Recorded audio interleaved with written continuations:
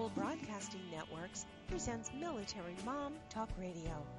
We know behind every strong soldier, sailor, airman, and Marine is the family supporting them. With over 200 episodes in 17 countries, over 5 seasons, with 3 million monthly listeners, we are Radio Strong.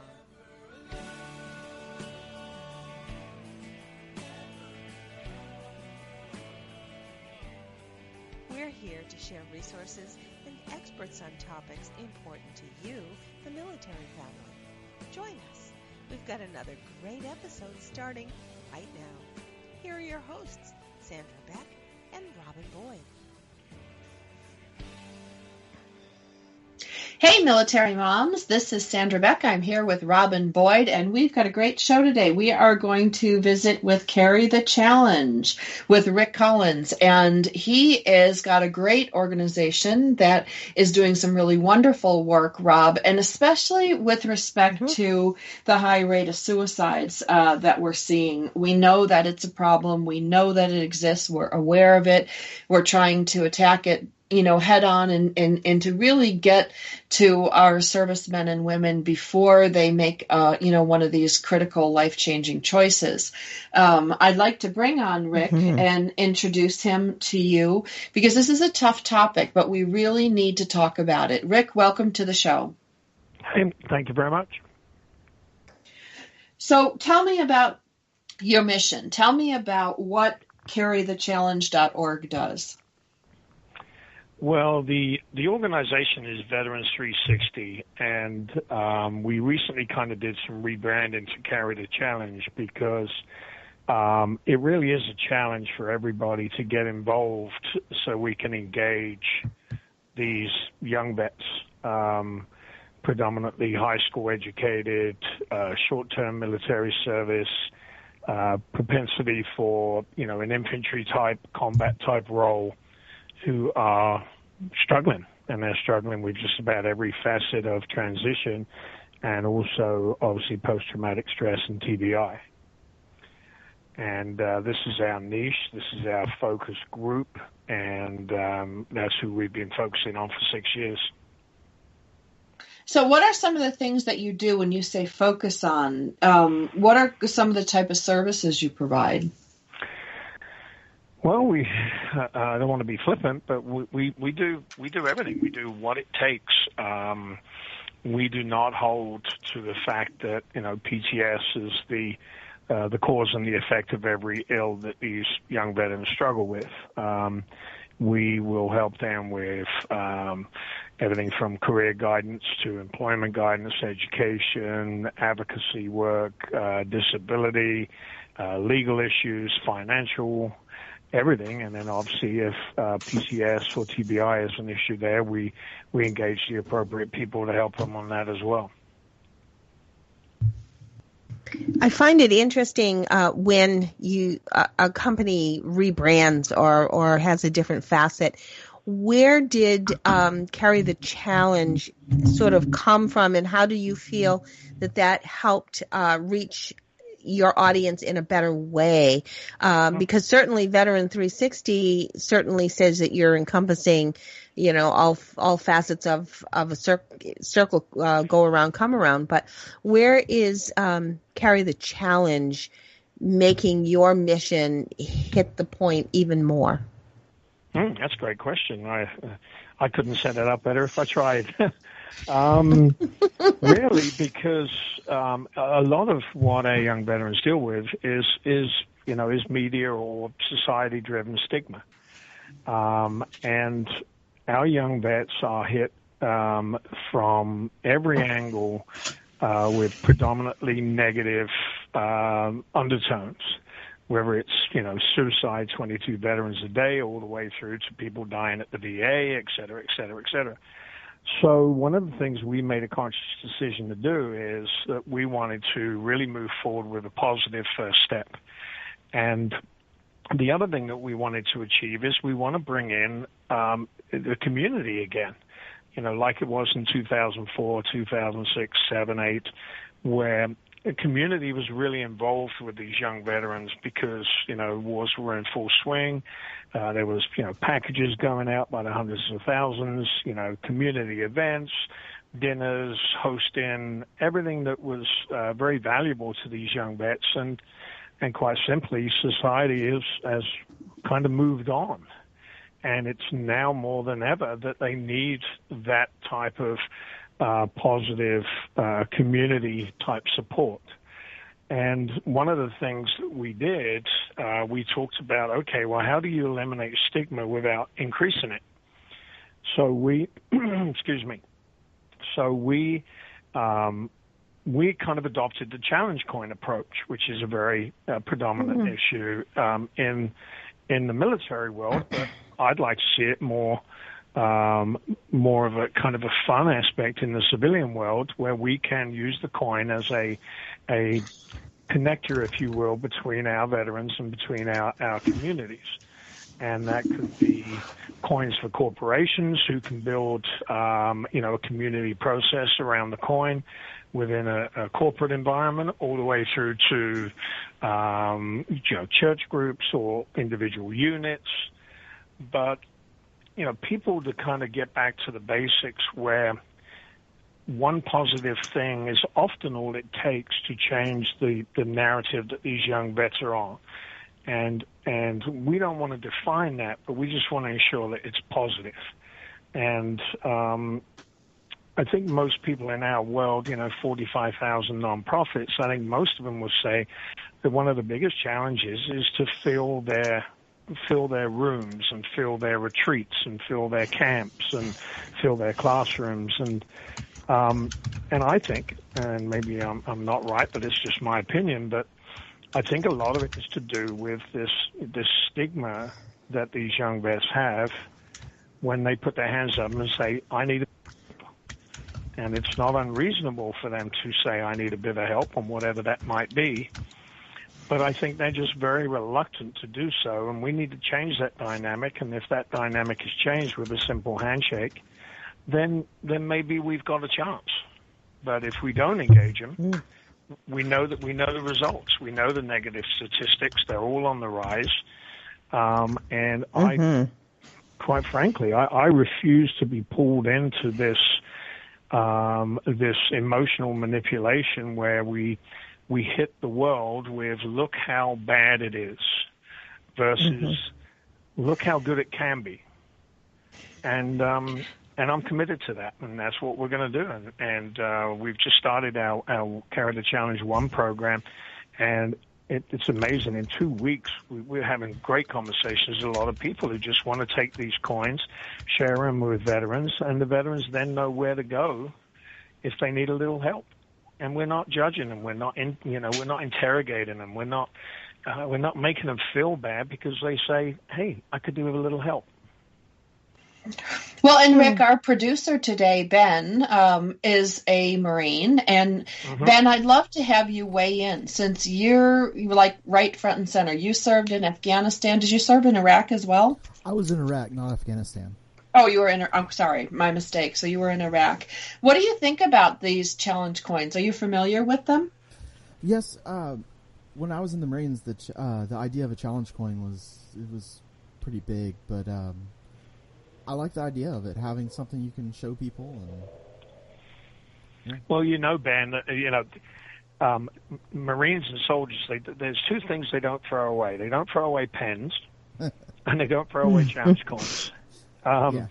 And, to have a coin, be received by someone who's doing something positive for you, it makes you want to keep it.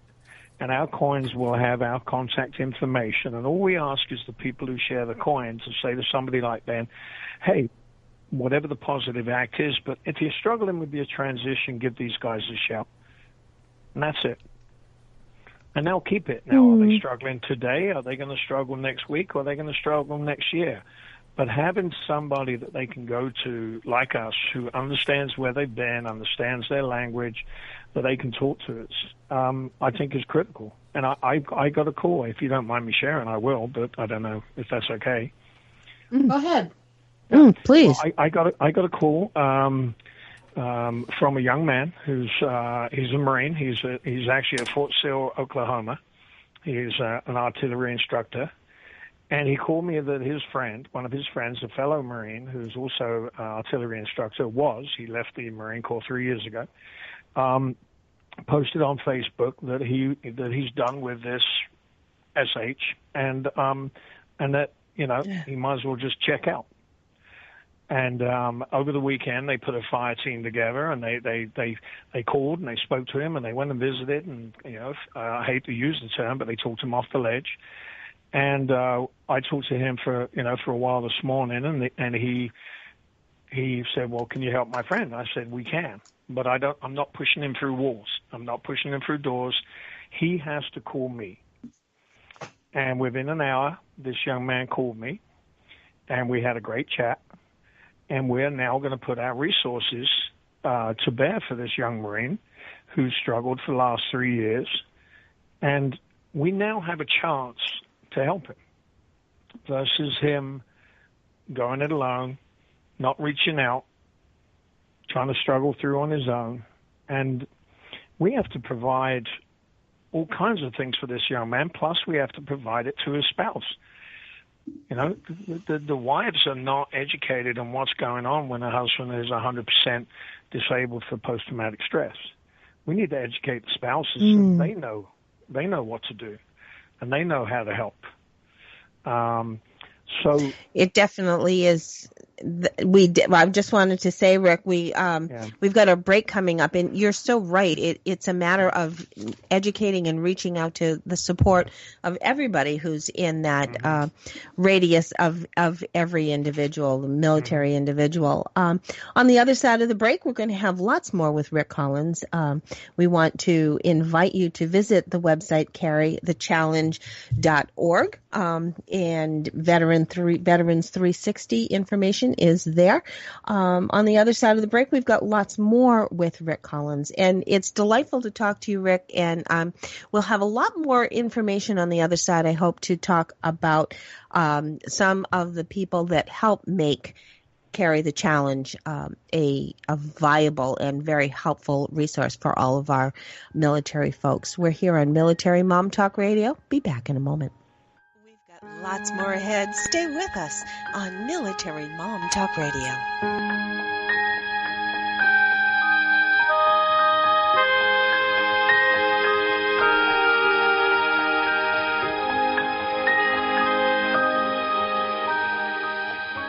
We often ask, is that all there is? Why is this happening to me? Why am I always broke? How am I going to survive this mess? Then join Dr. Geraldine Tegeloff for Nature Spirit Speak, 7 p.m. Tuesday evenings on TogiNet.com. Geraldine is a metaphysician, nature intuitive, and prosperity coach who shares with you how she went from totally broke to living what she would call her perfectly prosperous life. Through the combination of a wealth of metaphysical knowledge and her amazing ability as an intuitive, Geraldine brings to you the secrets of her magical journey of healing emotionally, spiritually, and financially. As with the ancient seers and master teachers, Geraldine has a unique gift of being able to connect to the simple yet profound messages brought to us by Mother Nature, and happily shares these through today's note to self on her webpage, naturespiritspeak.com. If you need help with your journey, why not connect with Geraldine during her show, Nature Spirit Speak, Tuesdays at 7 p.m. Central on TogiNet.com. NASA's Scott Kelly recently broke the record for the longest consecutive time spent in space, with over 300 days and counting. Astronaut Kelly says he doesn't really experience the mollygrubs or depression, but is fully aware of the dangers of being in space. In other words, he understands the gravity of the situation. Speaking of gravity, in space, your arms don't hang by your side like they do here on Earth. So Astronaut Kelly says he tucks them inside his sleeping bag at night so they don't float in front of him. Hey, isn't it always night in space? He also says that he doesn't get the same satisfaction of laying down to sleep like people on Earth. At least there's no chance of matutolipia. That's getting up on the wrong side of the bed. It's words you never heard. I'm Carolyn Davidson, and you can have fun challenging your words you never heard vocabulary with my free app, Too Funny for Words.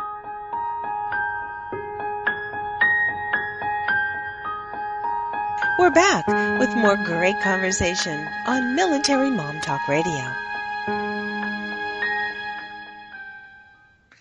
Hey, military moms, this is Sandra Beck, and we're here today with Rick Collins, and we're talking today about a program that is available, a challenge program that's available. Right now, it's only available in the San Diego area. Is that correct, Rick? Oh, no, national. National. Oh, good. So where would people go to find out more information? Well, if you go to our website, we've, as you know, a lot of these young vets get very frustrated when they have to go deal with government and crisis lines and websites. So we've kept ours as simple as possible. And when you go to our website, there's only really three options for you. One is if you're a transitioning vet and you're having, you could do with a little help. The next one is if you want to accept the challenge. And then this is a way where you can order your challenge package, which is a combination of coins, and cards, and pins. And the other one is if you want to be a Carry the Challenge first responder, which is the term that we use for veterans or veterans, spouses, military, people involved in the military around the country who are ready and educated to go shake a hand and go back to the basics, go have a cup of coffee or a cold beer or whatever the case is with a young veteran when he or she says, I could do with a little help. We've kind of resorted to help being a web address or a crisis line or an 800 number. And statistics prove that it's not working. So we need to go back to basics, and we need to have good old-fashioned phone calls and handshakes and look somebody in the eye and listen to them and understand where they've been. And we need to be able to do that in person no matter where these young vets are. So one of our missions is to build up a national network, if you will, of first responders that will educate them about career assessment tools, fiscal responsibility, resiliency training, likability and mindfulness training, personal assessments, so that they can work with these veterans and help them through the myriad of support options that there are. Now, Rick, what's your background? Because you've got this wonderful accent. You've got your Daniel Craig thing going on. What's your background? I wish I looked like Daniel Craig. Yeah. I'm a British veteran of 10 years. I came to this amazing country to play rugby and chase pretty women and drink beer, and I played a lot of rugby. So 1 out of 3 isn't bad. But and I've been in the corporate world. I was in the software industry for a while. I've had 2 businesses myself, and I've been doing this Veterans 360 for the last 6 years. And I think I've got a pretty diverse skill set, and I've been there, seen it, and done it kind of attitude that it allows me to speak to these young vets in their language. And when I bring in our volunteers and I bring in my network, it only strengthens which is a term that they'll be familiar with, our fire team, if you will. We can put together a pretty amazing fire team, whatever the issue is, and we can go to work. As long as the veteran themselves agree that they're ready to go to work as well. We're not fluffy. We don't polish it. If they're ready and willing to work to change the narrative or the road that they're on, we're ready to help them. So I think it's a good combination of love and aggression at the same time. Rick, do you feel that veteran status, if you will, transcends any country? Do you feel that the veterans from England, the British services, have the same needs as we do here, or does our society lend some unique sociological elements? No, it's since Roman times, I'm sure that quote unquote PTS has been an issue and people struggle. It's universal. I work with kind of my counterparts out in Australia and in the UK, they have a lot of great teams. The difference is and being candid with you, is the scope of the problem in the UK and Australia is so much smaller than it is here. And also the pre-separation engagement over there is certainly to a much higher level. Over here, the biggest shame, I would call it, is that we don't prepare them for civilian life. They don't know how to buy a car. They don't know how to pay the bills. They don't know how to interact with fellow students or employees. And I think most, some people with stars on their shoulders that I've met tend to agree that the TRS process, the pre-separation courses are very ineffective, especially for those young, high school educated infantry types who, quite frankly, just want to get out and they don't want to be told what to do, and they want to get their bellies bigger and get their beards long. And then, sadly, by the time they do reach out for help, it's often when, emotional and financial support has been exhausted.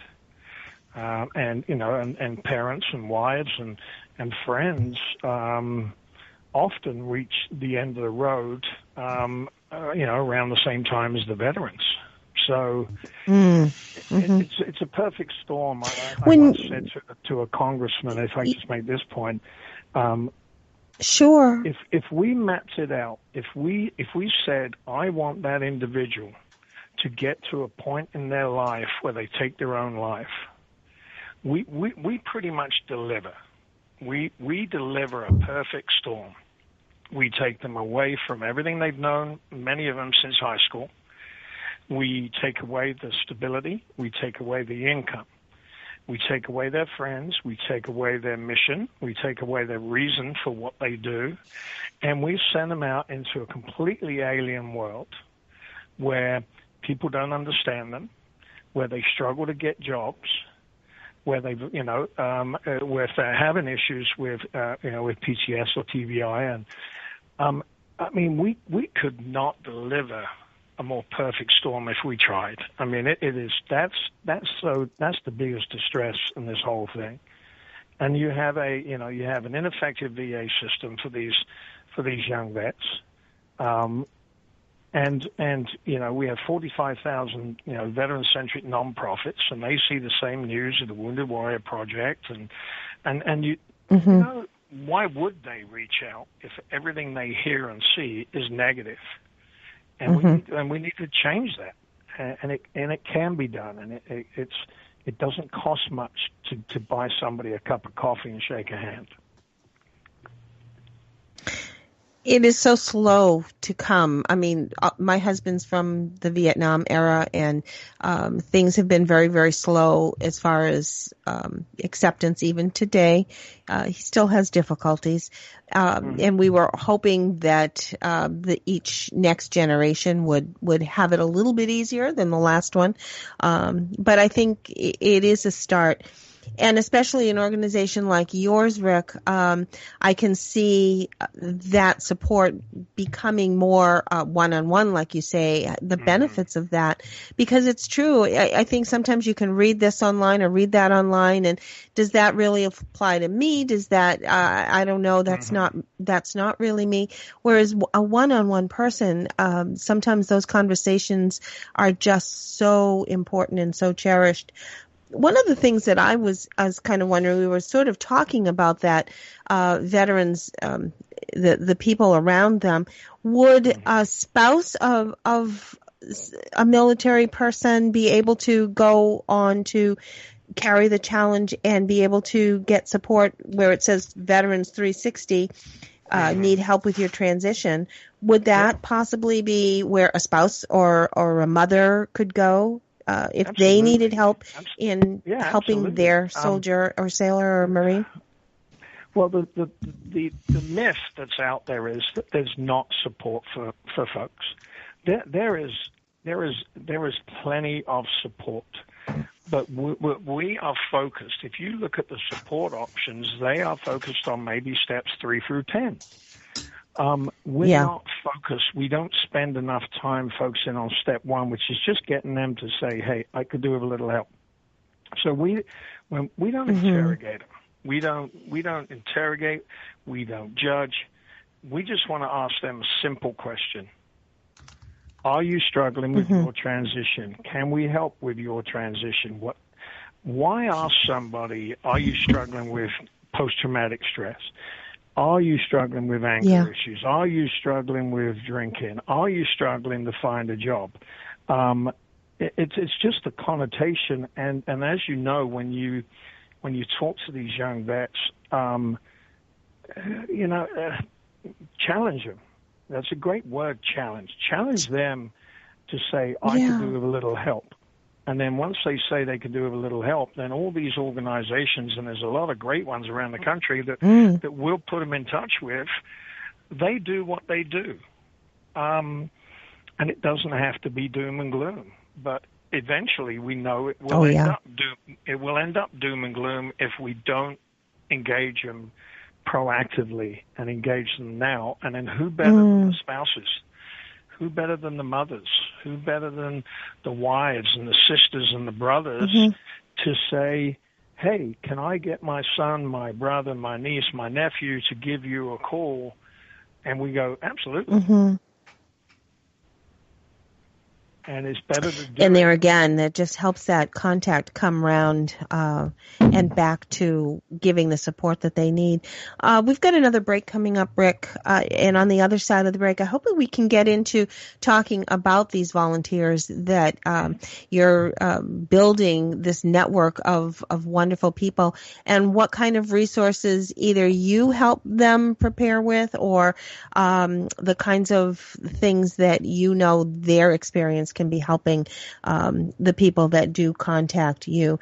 We're talking today with Rick Collins. He is with carrythechallenge.org, and that's exactly where the website is if you want more information and you do want to get information, get involved, get support wherever your life has brought you so far in your journey.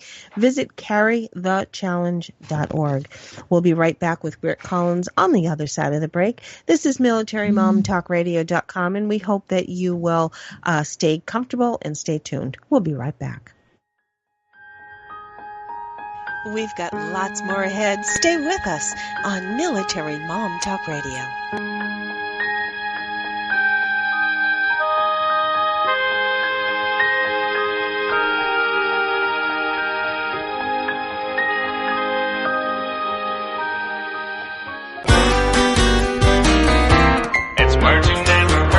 Did you hear about Wesley, the golden retriever puppy from Michigan that was fitted with braces? Before you think this is a bona fide insanity, Wesley was born with teeth that were so crooked he couldn't shut his mouth all the way. This was affecting his ability to eat properly. So his owners took him to the Harborfront Hospital for Animals and Veterinary Dental Solutions, where a doggy orthodontist prescribed him a set of braces. And now, pictures of Wesley smiling with his bright, shiny braces have been circling the internet. With all that metal wrapped around their teeth, some would think that most dogs would become bruxomaniacs, but not Wesley. He doesn't mind the braces at all, and is now able to eat his food with gusto. A bruxomaniac is someone with an uncontrollable urge to grind their teeth. It's words you never heard. I'm Carolyn Davidson, and you can have fun challenging your words you never heard vocabulary with my free app, Too Funny for Words.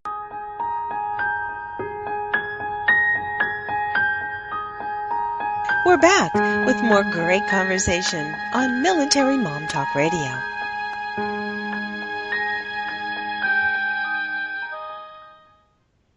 Hey, military moms, this is Sandra Beck, and I'm here with Robin Boyd, and we are visiting today with Rick Collins. And when we went to break, we were just about to talk a little bit more about volunteers and kind of what volunteers can do, what volunteers have been doing, and what are some of the opportunities out there for people who want to get involved.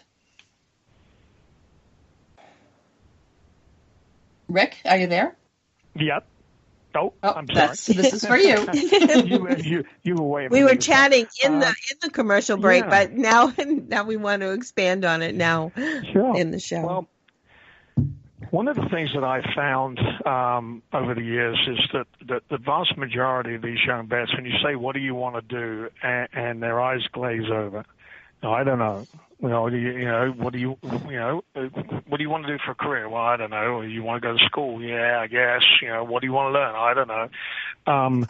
And so if you bring it down to common sense level, if you're going to engage somebody and try to help them, surely the first thing that you need to identify with them is what do they want to do?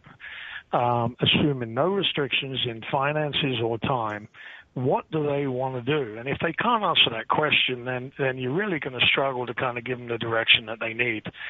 So what we wanted to do, we wanted to build this network of first responders who could basically do what I do on a daily, weekly basis, but do it around different places in the country, because each person can build their own relationships locally. So they can go to the VA. They can build relationships with the VSOs. They can build relationships with student organizations at the local community colleges. They can build relationships with different VA people or CalVet people. I can't do this, and I can help people. I've helped people in Cleveland and Boise, but it would surely be more efficient to have somebody who knows the community so that they can build those one-to-one relationships, so that when a veteran in their community comes forward, they can help them navigate the process. And that's why we set up the First Responder Program. And what we provide 3 or 4 different courses depending upon what they need, and it'll cover things like career assessment tools and strength finders, fiscal responsibility before they make decisions, not after they make decisions. Likability and mindfulness is something we take for granted, but a lot of veterans struggle to interact with civilians in the workplace or the classroom. And there's great courses out there that we can provide that will help them do that. And then resiliency training. Resiliency in the military is suck it up, don't care, get on with it. Well, in civilian life, if you have a bad day, or you go to an interview, you have a bad interview, the chances are they're going to take that negative experience to the next interview. So these are tools that have been provided, hundreds of thousands of times, and we need to provide them to our veterans because, again, shamefully, we're not providing them to the veterans while they're still active duty. So the more first responders we can get it can be men and women, young and old, Vietnam vets, it doesn't matter. Just somebody who's willing to hear, willing to listen, and willing to invest the time, and they cannot let these young men and women down. So when they say, I could do with a little help, whatever that might be, we have to deliver. We cannot drop the ball. So our first responders, I make them bleed a little bit. I make them invest time and effort so that when the day comes where they get that call, I know they're going to be there, and I know they're going to deliver the support that these young vets need. So important. I know even when my husband is at the VA with one of his doctors, knowing that this person was in the military, knowing this person was active duty, made it so much easier for my husband to relate to him. I don't think civilian doctors often understand some of the challenges, I think too many times people just put it into a psychological box and don't realize that there could be physiological issues happening. There could be latent stresses happening. There are many physiological things to address that I think a civilian doctor, and I'm certainly not saying that a civilian doctor couldn't appreciate the symptoms that might come up, but somehow having that relationship with a medical doctor who has served does help when you're there at a doctor's office. Well, you got to remember as well that the vast majority of today's veterans don't even register with the VA. So they go That's very into true. their own. It wasn't way back then, and it isn't now. Yeah. So they go into their own doctors, and doctors don't ask that question: are you a veteran? So the guy comes in, and he's got a, he's got his T-shirt, he's got his beard and everything. So they don't identify them as veterans, and that most of our veterans don't identify themselves. So because of the stigma, they don't want to go into a doctor and say, well, I served in Iraq and Afghanistan, because the doctor's going, PTS, I need to handle this different. I've had veterans that I've helped with resumes, and I've told them, which is a shame, but I've told them to take off their combat action ribbon. I've told them to take off their deployments to Iraq and Afghanistan, because employers are not ready, because of the media and the stigma, to allow a combat veteran into the workforce or into their, kind of playing with the kids kind of attitude. Do we want these crazy, angry veterans playing with our kids or being around our employees? Now, I know, and you know, that veterans make some of the greatest employees going. But when they're starting behind the eight ball because of some preconceived notion that because they're a combat vet, they're going to be crazy and angry, then why would the veteran ever bring it up? So these are all things that are fixable. That's the problem. That's why I'm so frustrated. We spend billions and billions of dollars. We're still helping Vietnam vets 40 years later. And we're going to be doing the same thing for today's vets unless we get our heads out of the proverbial you-know-what and start helping them when they're in a position of strength instead of trying to help them when they're in a position of crisis. And, for a fraction of dollars than what we waste, we can do this. And I have to beg, borrow, and steal because people are more interested in building another homeless shelter than they are stopping the veterans being homeless in the first place. Well, and I think, one of the things that I liked on your site, was this article here about PTSD is not a disorder, about the Medal of Honor winner. We make it sound like it's, this terrible, terrible thing. It's just, it can be, but the stigma that's attached to it, the way people think about it and the way the media portrays it, it's an uphill battle. We try really hard. Rob, we've done, I don't know how many post-traumatic stress shows over the years, and how we've tried to educate people and increase awareness and increase understanding. But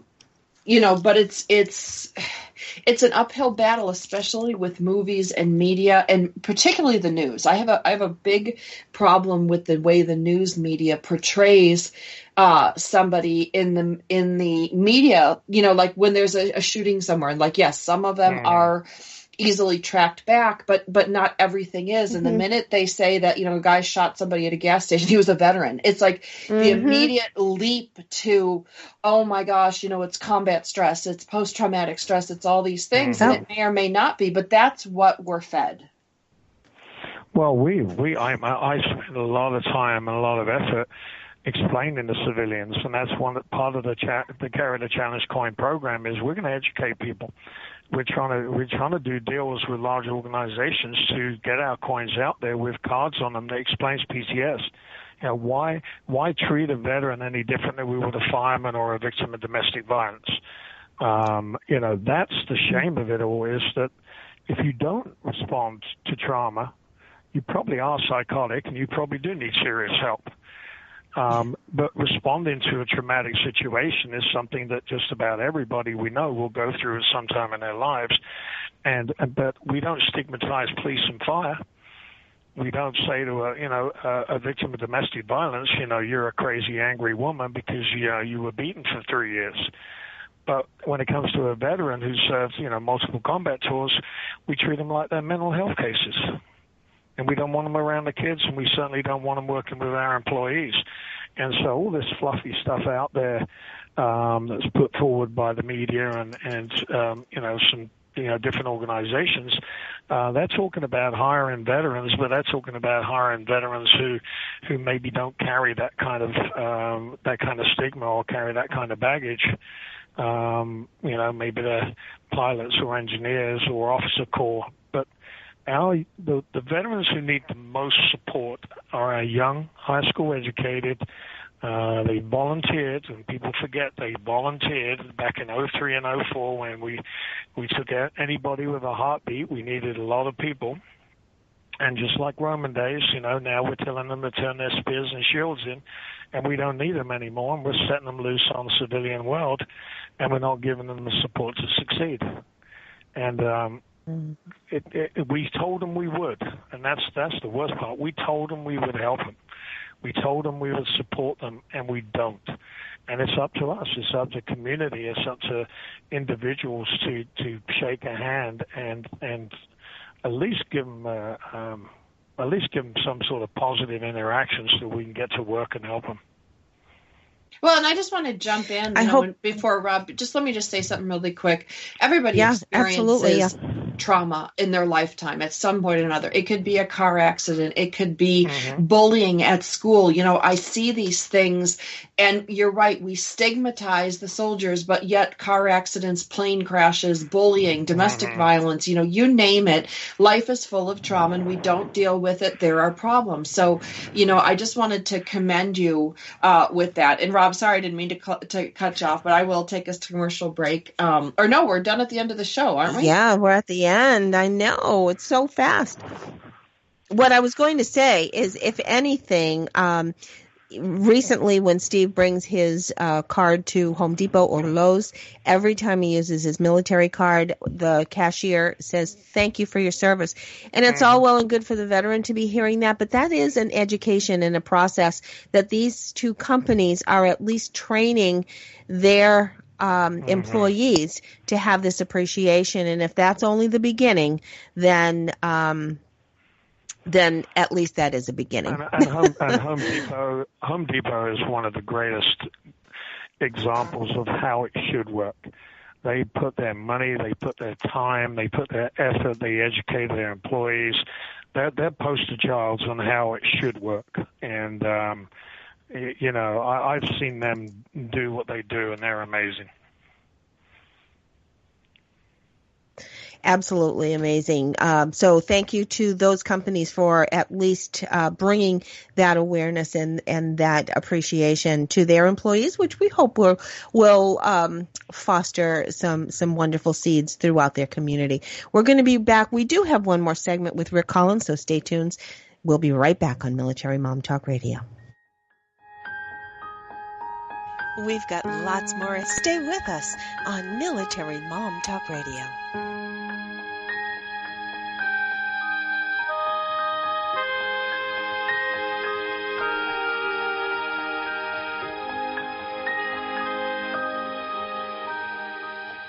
Get ready to live La Bella Vita with Dawn Catherine on TogiNet.com. Live La Bella Vita.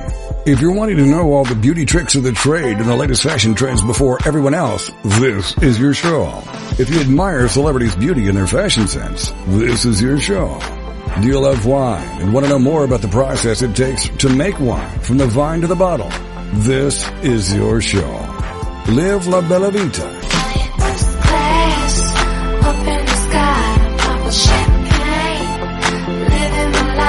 For more on the show and your host, check out our website, labellavitacosmetico.com. This is the kind of show you can sink your teeth into. If you enjoy traveling and food and family, all with an Italian flair, then you can live La Bella Vita with your host, Dawn Catherine. Wednesday nights at midnight, 11 p.m. Central on TogiNet.com.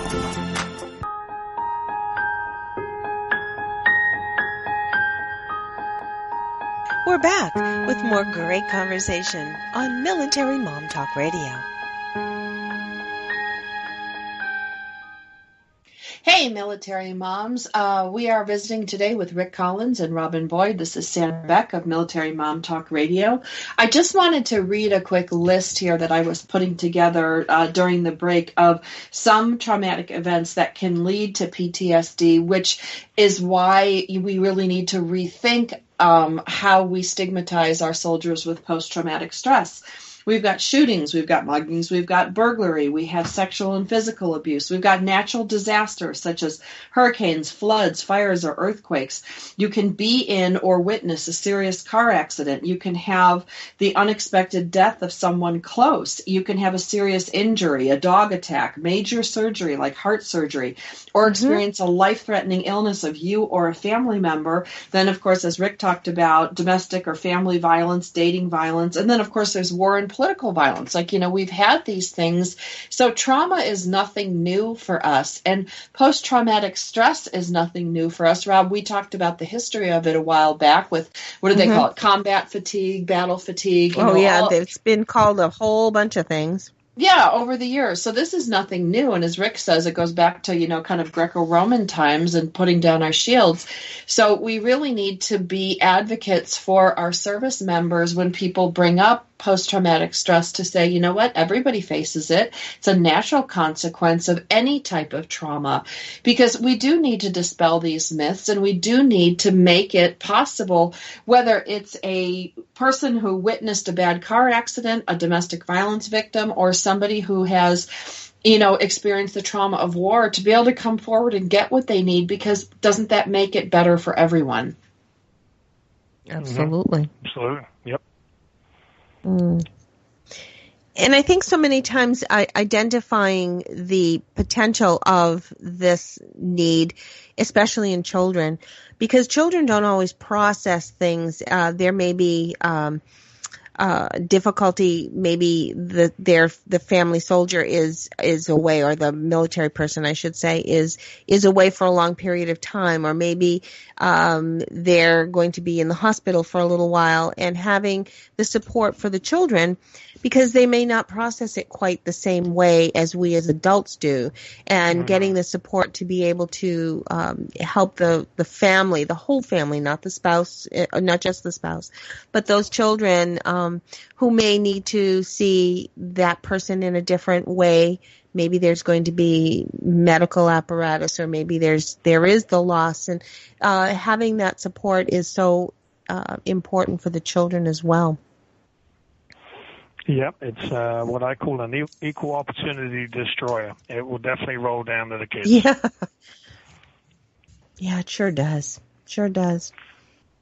Well, we wanted to talk a little bit more about your organization and how people can get in touch with you, and some of the ways that you are reaching out to them.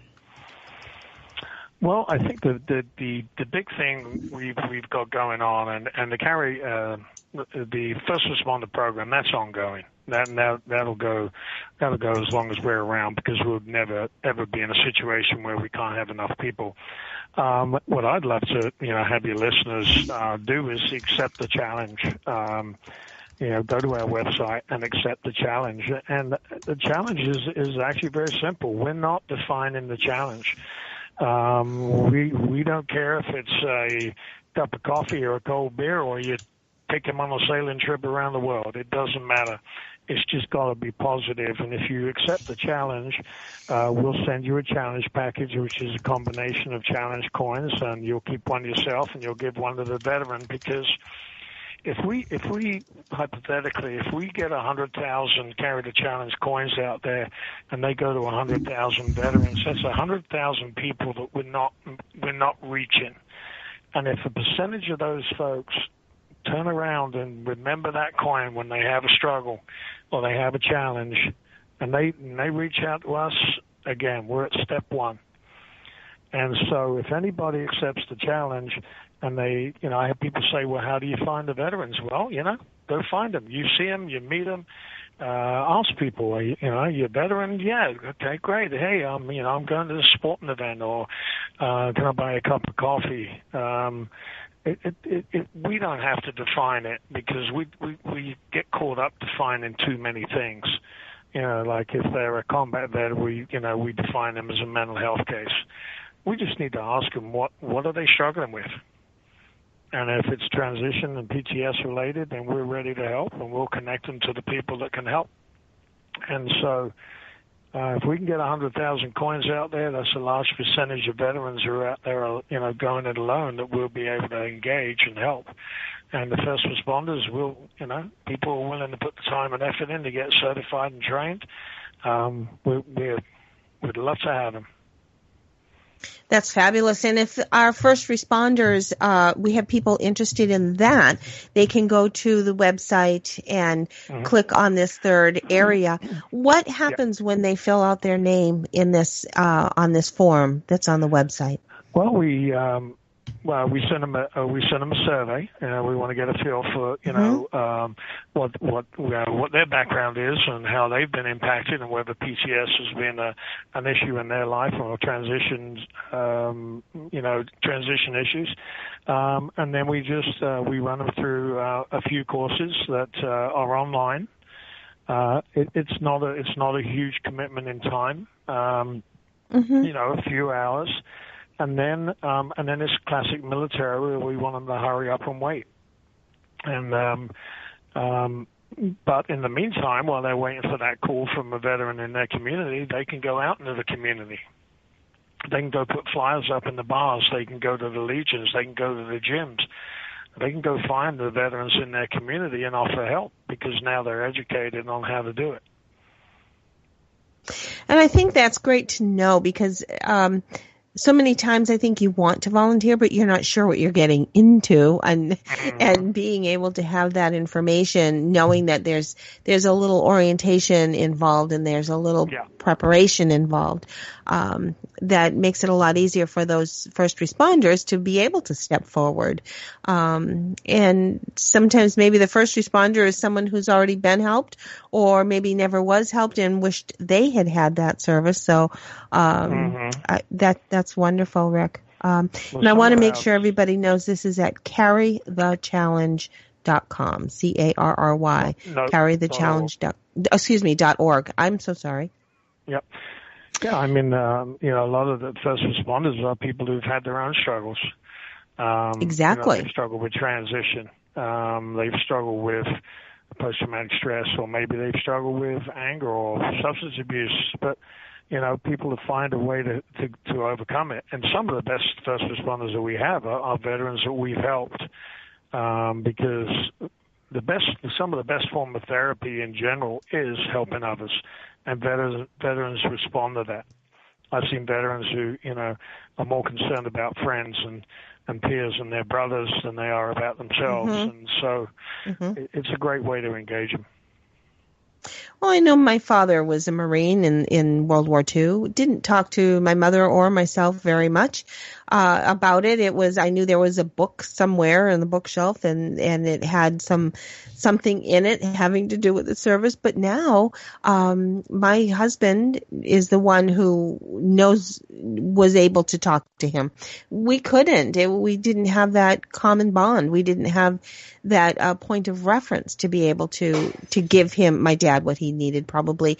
And now, same thing is I think the younger ones coming back now certainly need maybe someone who is a little bit older. It could be the same age, but regardless, having that experience makes all the difference in the world.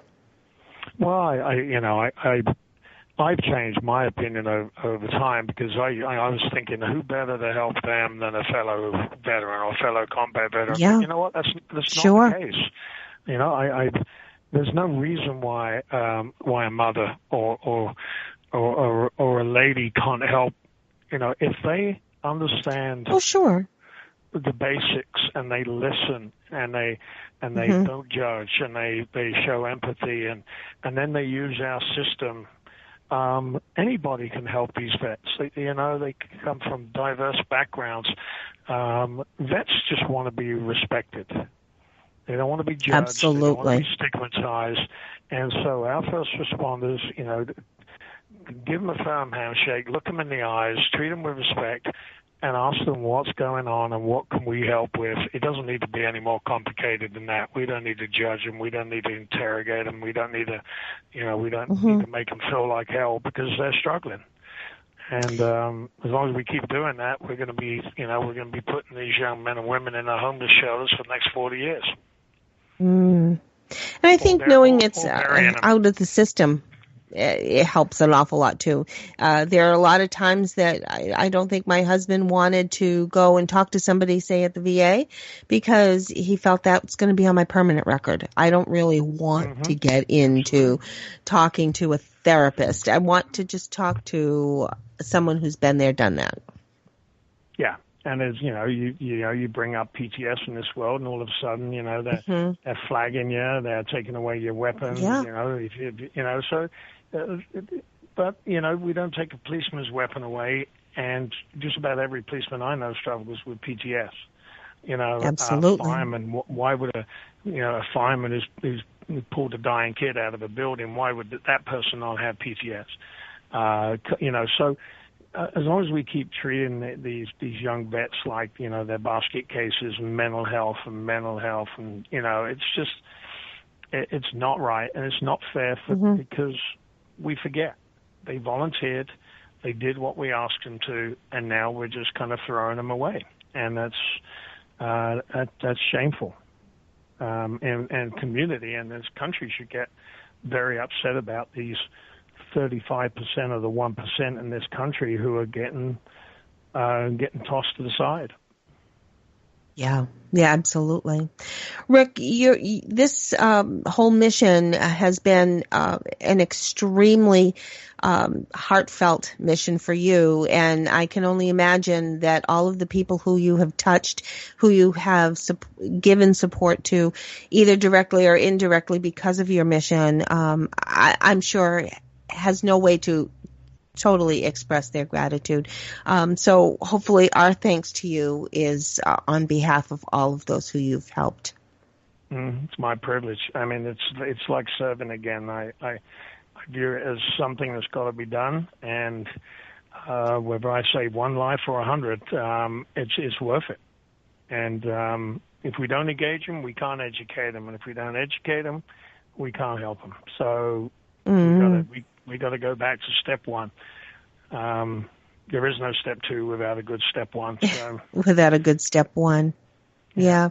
Rick Collins, thank you so much. We appreciate your service that started your journey, and now, of course, all of the support that you're giving our veterans and all of our military folks who are in need of that first responder. And as your fleet grows, all of our military folks will at least come home to a handshake and a cup of coffee, or as you say, a tall beer.